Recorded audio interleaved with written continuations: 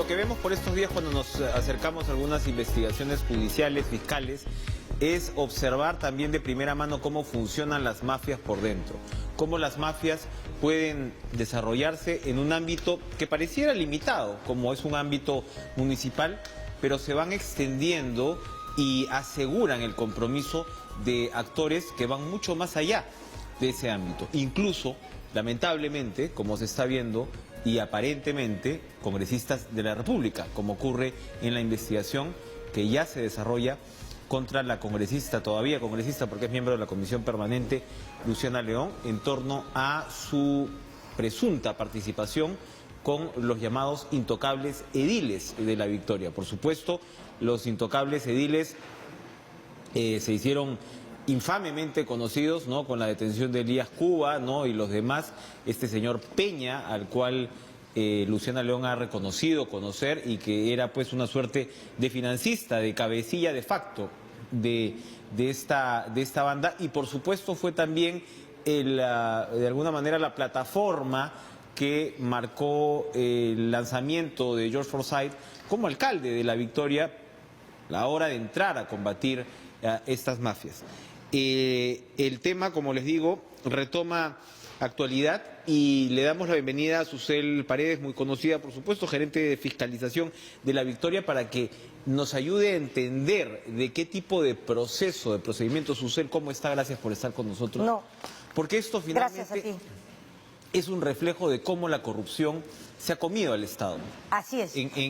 Por supuesto, en más de un estamento. Y como decía yo, se sabe pues de elementos policiales, siempre de elementos judiciales y demás, pero aquí estamos hablando de cómo incluso comprometes los intereses de congresistas de la República con sobornos, y eso implica no solamente una interlocución con un ministerio como el de Economía y Finanzas, sino también protección como tal. Buenas Así noches. es. Buenas noches. En realidad, ¿cómo surgen estas mafias que todavía tenemos vivas en algunas zonas de La Victoria y que poco a poco, con la colaboración de la Policía Nacional, con quien trabajamos codo a codo todos los días, creo que vamos a ir eliminando? El tema empieza con la vía pública. La vía pública la lotizan y empiezan a alquilar un pedazo de vereda, un pedazo de pista. Empiezan los cobros por utilizar la vía pública. En Gamarra llegaban a pagar por 1,20 m 1.500 soles mensuales por usar la pista, la vereda. Multiplica eso por cientos de ambulantes que habían en cada calle. Estamos hablando de la demanda de mercado en un punto de grandísima concentración comercial como es un emporio como el de Gamarra. Como el de Gamarra. Se calculaba que habían alrededor de 35.000 ambulantes. Entonces multiplica eso por 1.500, es una barbaridad de plata. Pero Gamarra no ha sido el único sitio. Tenemos los alrededores del mercado de frutas, tenemos los alrededores de lo que era la parada, que ahora es el Parque del Migrante, que donde están todavía los medianos vendedores de papas, cebollas, etcétera, que no lograron entrar al mercado mayorista de Santa Anita. Y tenemos otros ambulantes que están en los alrededores. Estos, en la mafia del presunto delincuente Elías Cuba, porque ya nos para mandando cartas. Sí. Entonces, cobraban esta plata. Una plata era para los que cobraban, otro para el que administraba y un tercio para el alcalde. Eso es lo que decían. Ahora, esto tiene otro filo, porque resulta que este señor Alex Peña, que inclusive está acusado de haber asesinado a algunas personas, la congresista reconoce que ha hablado con él. Así es. Y que lo conoce. Así es. Ya, ese señor que está acusado de homicidio, etcétera, era un operador del cobro, un presunto operador del cobro de cupos. Y esto es lo que alarma, porque entonces lo que dicen es que este señor le daba una mensualidad para que la congresista, supuestamente, hiciera incidencia en el Ministerio de Economía y Finanzas. Una municipalidad como la de La Victoria depende muchísimo del Ministerio de Economía y Finanzas. Claro, precisamente por necesita problemas de recursos. recaudación, Sí. porque no tienes los recursos propios, ¿no?, que deberías tener y demás. Entonces ahí se entiende el impulso de buscar a congresistas y probablemente sobornarlos para poder hacer lobby frente al ministerio. Así es, para poder tener recursos y que te aprueben proyectos como este, que era un proyecto de seguridad ciudadana. Recursos que tú te vas a, disculparán la palabra, tirar. O sea, sacas recursos del MEF Así es. para que la mafia los... Exactamente. Se los robe. Sí, cuando la Victoria tiene tanta necesidad de tantísimas cosas. Mira, y esto tiene una razón. El catastro de la Victoria era de 1970. De 1970. Eso quiere decir que la mayoría de los edificios, casas, galerías, etcétera, no existen para que la municipalidad cobre las rentas sobre esos inmuebles. Entonces, claro, como había esta dejadez completa que ha habido por años, entonces se necesitan recursos para poder sobrevivir, especialmente en seguridad ciudadana, donde hay que hacer compras caras. Carros, cámaras, sistemas de cámaras, etcétera. Que ese es el caso del proyecto del que habla en el caso de la congresista Luciano León. Usted ha venido con dos documentos muy interesantes, ahora vamos a comentar el acta de colaboración, pero está este contrato donde se compra 2.225.000 en camionetas, ¿no? Camionetas pick-up, Sí. doble cabina para el proyecto Mejoramiento del Servicio de Seguridad Ciudadana en el Distrito de la Victoria. Esto salió de los 13 millones que se supone fueron negociados con el MEF. Así es. O digamos, salieron, que es el Foniprel, ¿no? Exactamente. Que era la señora, esta asesora que exigía y demandaba que salga este Foniprel. Estamos hablando de esos 13 Estamos millones hablando de esos se gastan, las camionetas existen, yo las he encontrado, son camionetas Toyota Hilux doble cabina y están funcionando. Con eso hacemos el patrullaje, los operativos que hacemos constado y están en el Cerro El Pino, sí funcionan, existen, son prácticamente nuevas, ¿no? ¿Dónde está el delito ahí? Bueno, ahí no hay. El tema está en que ella presuntamente ha cobrado para diligenciar que el MEF le otorgue esa plata a la Victoria. Pero esto es 2 millones y pico y fueron 13 millones. ¿Qué pasó con el resto? El resto no se gastó. No se gastó. En agosto del año pasado meten preso al señor Elías Cuba y queda pendiente de licitar el resto del dinero. Ese resto del dinero se licita y antes del cambio de gobierno lo gana un consorcio de empresas. Cuando entra la administración Forsyth empezamos a revisar todo porque te imaginarás que teníamos que chequear todos los documentos, todos los proyectos en que iban. Y encontramos a través de asesoría legal y la Procuraduría información falsa de una de las empresas que había ganado el concurso para estos 11 millones que quedaban. Entonces, ¿de qué se trataba el concurso? El concurso era para un proyecto integral de seguridad ciudadana que implicaba la construcción de una nueva base, una central de cámaras. ¿Eran empresas vinculadas con Peña? Porque según lo que entiendo, él también entraba en las licitaciones, o seguramente era... Tendría pues otra, no está su nombre ni nada, por supuesto, pero ese era el dinero que quedaba, se declara nulo y entonces estamos volviendo a preparar, ya están los estudios, todo para rehacerlo, porque dudábamos de todo lo que se estaba haciendo por la necesidad de, ya, ¿por qué ahí va a ir la brigada canina? ¿Cuántas cámaras? ¿Por qué tantas cámaras? Había que revisar todo en realidad. Y ahora, eso es lo que se ha hecho. Es muy interesante digo, revelador, que Peña fuera de alguna manera el intermediario que buscaba también a los congresistas, siendo pues un tipo que era una suerte de cobrador de la mafia. Era un cobrador. Sobre el terreno. Entonces está levantando esta plata para evidentemente manipular las licitaciones después. También claro, porque ahí viene plata más grande. Ahí ya estamos hablando de 13 millones, de más empresas, y esta no sería la única licitación que él promovería. Pudieran haber más. Según la investigación de la Fiscalía, porque he podido leer los documentos, aparece en algún momento en una de estas supuestas reuniones entre Luciana León, la asesora, qué sé yo, aparece incluso personajes que eran cobradores de cupos a entregar sobres. O sea, es decir, era todo el circuito. La verdad es que yo estoy pasmada porque no puedo creer León se haya que una persona que hace carrera política, ¿con qué necesidad? O sea, ¿te imaginas una mujer joven que tiene un hijo chico está poniendo en riesgo su libertad, ver crecer a su hijo por un billete. O sea, no hay billete que pague tu vida. Evidentemente. Ni ver crecer a tus hijos, enterrar a tu padre eventualmente. Ella, pongámonos de abogado del diablo, ella pensó que de repente iba a... Que me imagino va a ser la argumentación que ella va a desarrollar, ¿no? Con el tiempo. Ella pensó que podía ser una buena intermediaria entre la municipalidad... Pero eso no está mal. Lo que es terrible y lo que sí constituiría delito es que este señor Peña efectivamente le hubiera entregado lo que llamaban los tamalitos, que eran los paquetes de billetes que le entregaban mensualmente, presuntamente, a su asesora. Es decir, ella no estaría cumpliendo su función como congresista, haciendo gestión, digamos, entre los ministerios y los gobiernos regionales, locales, sino es que lo hacía por un dinero. Por eso es que está denunciada por cohecho pasivo, es decir, por una coima. ¿La mafia sale o se origina en Cuba o en Peña? Porque el papel de este Peña parece ser realmente proactivo. Inclusive he visto videos, porque he estado revisando, y hay videos donde Peña está con un par de señores que ya han sido asesinados, donde ellos decían, nosotros lo vamos a poner, nosotros le vamos a parar la campaña a Cuba, ¿no? Entonces sí, esto estaba pensado desde antes. Y entonces...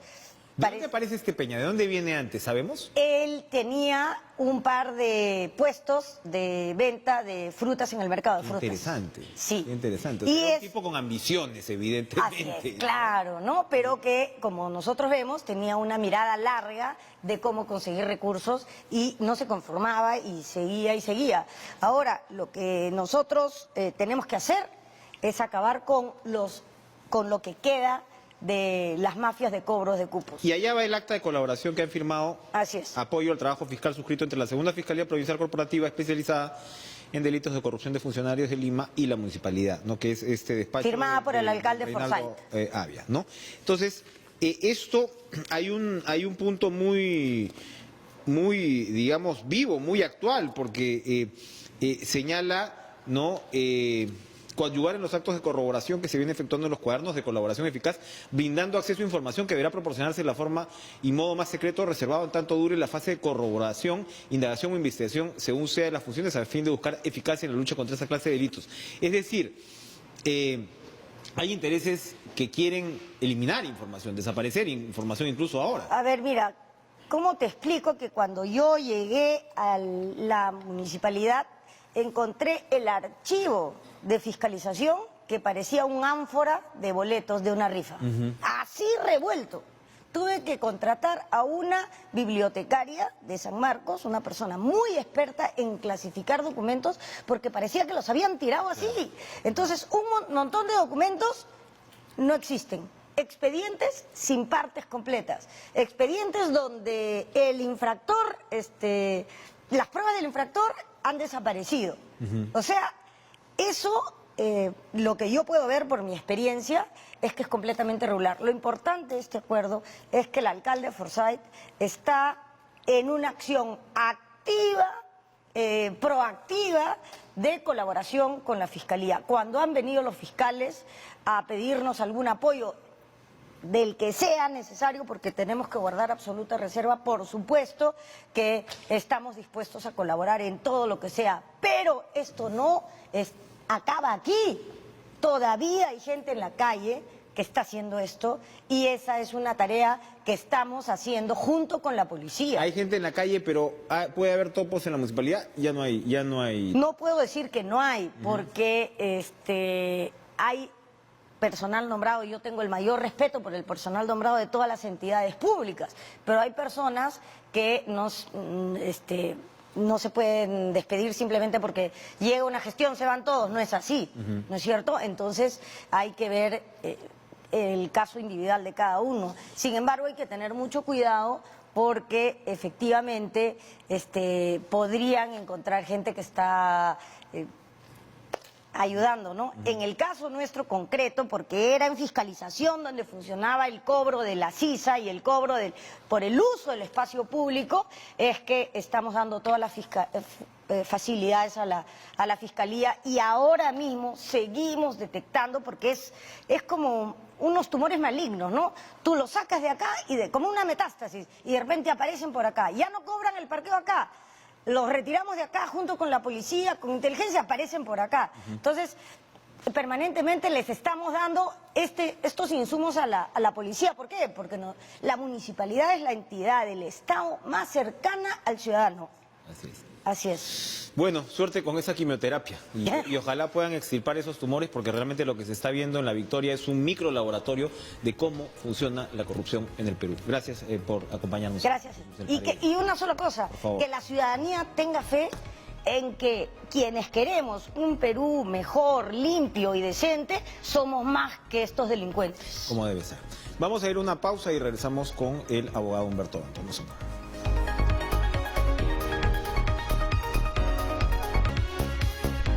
Mañana se desarrolla la audiencia de pedido de prisión preventiva de parte del fiscal Germán Juárez, que solicita, pues, como digo, esta medida contra un grupo de abogados que ejercieron de árbitros en fallos que favorecieron en su mayoría a Odebrecht y que, según el fiscal Juárez, pues habrían recibido dinero de Odebrecht para emitir estos fallos. Uno de ellos es Humberto Banto, por supuesto muy conocido, también visitante recurrente de este programa, a quien le damos la bienvenida. ¿Cómo está, doctora Banto? Gracias. Muy bien, muchas gracias, Enrique. ¿Cuál es la acusación que usted le dicen? Es que usted recibió más de $100.000. $106.000 según la versión del Ministerio Público.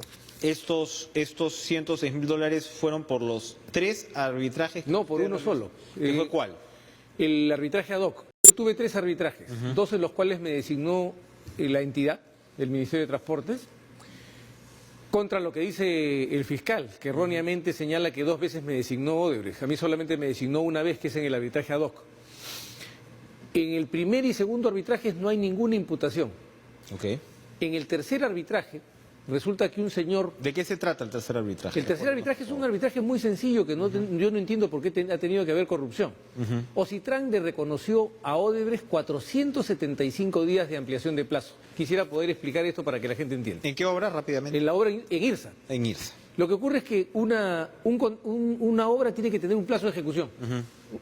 Este plazo de ejecución a veces se alarga porque alguna de las partes incumple. Cuando el Estado incumple, se le da una ampliación de plazo al contratista o al concesionario. Esa ampliación de plazos necesariamente va acompañada de una cosa que se llama gastos generales. ¿Por qué? Porque el contratista o concesionario tiene que mantener todo en actividad como si estuviera ejecutando. O sea, tiene que tener las máquinas alquiladas, el personal, los ingenieros, etcétera. Ese gasto lo tiene que asumir quien provoca la demora, es decir, el Estado. Ocitrán había establecido que por culpa del Estado durante 475 días no se había podido ejecutar la obra. Odebrecht demanda los gastos generales que el Estado no le quería reconocer, y en el arbitraje se establece pues que, habiendo la resolución de Ocitrán, la discusión era realmente inútil. ¿Cuántos árbitros fueron? ¿3? 3 árbitros. ¿Unánime la votación? Unánime la votación. La acusación señala que es otro de los árbitros, Sergio Calderón Rossi. No, él no fue árbitro.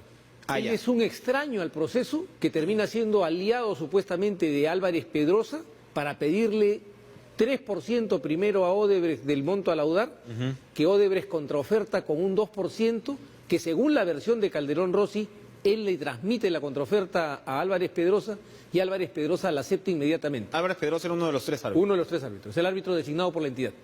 Y entonces, dentro de esa línea, a usted le habría tocado 100 y pico mil. Lo que dice Calderón Rossi es que Álvarez Pedrosa le dijo que yo estaba, puso otra palabra, molestando insistentemente por el dinero, y segundo, que me dio a mí $106.000 de los 328.000 que le dio.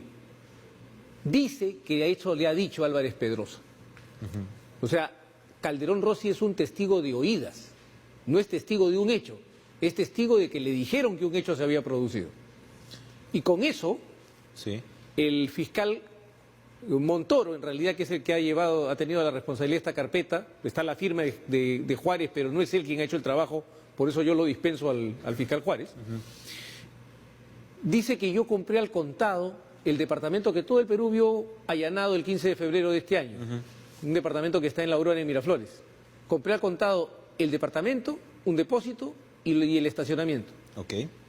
Pero está inscrito en registros públicos en el asiento D2 de las fichas de los 3 inmuebles, o sea, el departamento, el depósito y el estacionamiento, la hipoteca por el préstamo que me hizo el Banco Continental de $198.720 para pagar el departamento.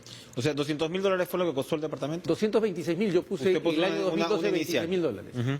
Sí. Y entonces esa hipoteca sigue vigente. Sigue vigente y va a estar vigente hasta el año 2038, porque es una hipoteca a 25 años y solamente he pagado 7 años hasta el momento. Para que vean, 7 años.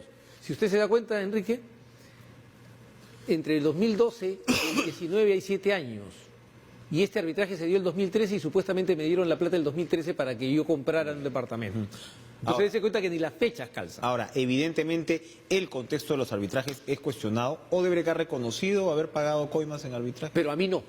A otros árbitros sí, y los ha señalado. Con nombre y apellido. Con nombre y apellido. No es el caso de usted. No, ninguno de los ejecutivos de Odebrecht ha dicho que me haya dado un centavo o que yo haya solicitado algún dinero. Los pagos de los árbitros en estos casos han sido incluidos con codinomes, ¿verdad? No. No. No, ese es un cuento. Ese es un cuento que se ha publicado ahí, inclusive he visto que por ahí ponen un codinome y una cifra que hasta es equivocada, porque ponen $60.000, pero supuestamente según el Ministerio Público son 106.000. Entonces, y además el dinero se lo dieron a Calderón Rossi, quien se lo entregó después supuestamente a Álvarez Pedrosa. Pero a otros árbitros se le ha asignado codinomes. Bueno, ha habido los que han tenido cuentas en ¿no? el extranjero, ¿no? ¿Horacio Canepa tiene que ver con este caso? Porque No. entiendo que él está libre. No tiene ningún. ¿Él es colaborador eficaz? Bueno, supongo, ¿no? Yo no puedo saberlo. Pero él no tiene nada que ver, él no ha dado información para... Ha dado información, pero no sobre mí.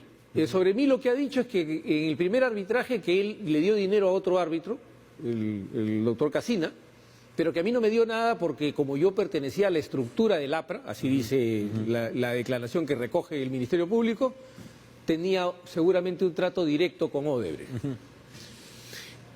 A mí me parece muy gracioso porque yo no milito en el APRA desde el año 2002, yo soy un aprista ideológico, yo soy un aprista que tiene una posición, digamos, de formación ideológica, pero no tengo militancia partidaria ni pertenezco a la estructura del partido. Si usted señala que no tiene responsabilidad, que su caso es distinto al de todos los demás, cuando estamos hablando No son de todos los 15... demás, hay varios que yo creo que, espero no equivocarme, no tienen ninguna relación con estos actos de A corrupción. ojo de buen cubero de estos 15, ¿cuáles sí se han visto involucrados en los señalamientos? Preferiría señalar a los que no están involucrados. 6, 7, Yo creo, 5. por ejemplo, que Mario Castillo no tendría nada que ver, es un hombre que no tiene necesidad de hacer una cosa como esta. Fernando Cantuarias, el árbitro más reputado del Son Perú, abogados bastante en Ciadi. reputados, ¿no? Franz Kurt-Müller, tampoco me lo imagino en una situación como esta. ¿no? Vamos a ir a una pausa y regresamos Claro. con el abogado Humberto Antonio.